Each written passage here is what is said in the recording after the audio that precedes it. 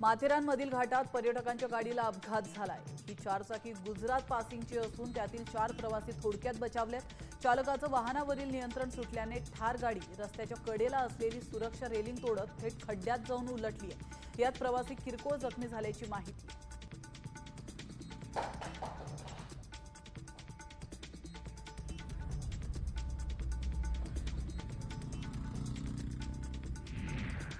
मुसळधार पावसामुळे ठाण्यातील वाघे एस्टेट परिसरामध्ये झाड कोसळलंय। हे झाड कोसळून 3-4 चाकी वाहनांचं मोठं नुकसान झालंय।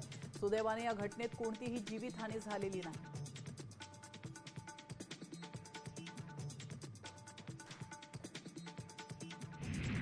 कल्याण कोळसेवाडी आणि विजयनगर परिसरामध्ये टवाळखोरांनी 7 ते 8 गाड्यांची तोडफोड केली आहे। तोडफोडीत मोठ्या प्रमाणात गाड्यांचं नुकसान झालंय।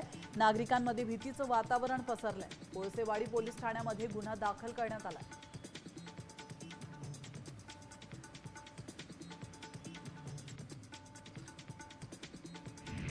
वसई विरार शहरात सकाळपासूनच पावसानं दमदार हजेरी लावली। पावसामुळे सखल भागात पाणी साचलंय। नालासोपाऱ्यातील राजमाता नगर, गालानगर, संकेश्वर नगर त्याचप्रमाणे आचोळे रोड या परिसरामध्ये मोठ्या प्रमाणात पाणी साचलंय। त्यामुळे या पाण्यातून जाणारी वाहनं देखील रस्त्यातच बंद पडू लागली।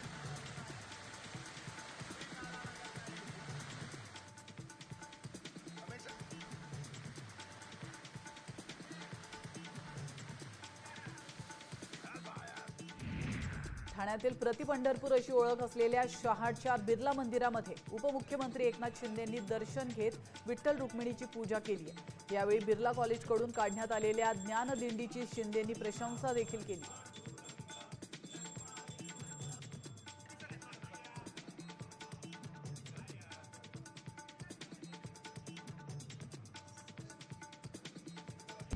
आता isakal.com आहे देशातील नंबर 1 ची मराठी न्यूज वेबसाईट। प्रत्येक अपडेटसाठी isakal.com ला नक्की भेट द्या।